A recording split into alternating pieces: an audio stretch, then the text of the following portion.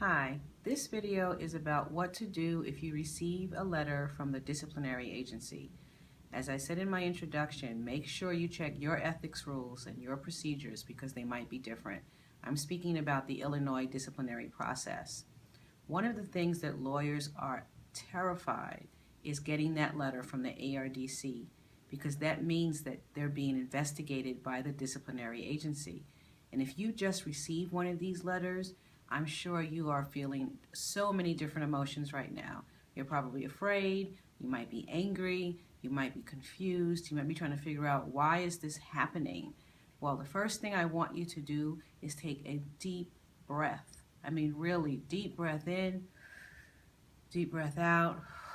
Okay, now you've got to open the letter.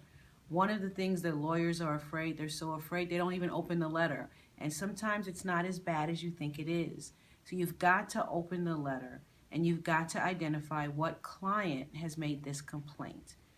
Once you do that, you can start to breathe a little easier and just start to read what the problem is. Sometimes it's not as bad as you think. Sometimes it's not even an allegation of misconduct. Sometimes it's a client that's just trying to get your attention if you haven't been returning your calls. But at any rate, you've got to open it up. You've got to find out what it says. You have to then pull out the file that they're referring to and review it. The other thing you need to do is check your insurance policy. All policies are different. Some might say you have to report the minute you receive something. Some might say you only have to report if there's a formal complaint. But you have to read the terms of your policy to determine whether or not you have to report it.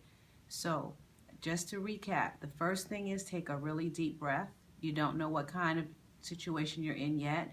The second thing is look at the file, look at the underlying file, and third, check your insurance policy. Those are the top three things you have to do. The main thing you have to do, and I'll talk about that in another video, is you have to respond. So make sure that you give yourself enough time to review the file and send the agency a response. Good luck.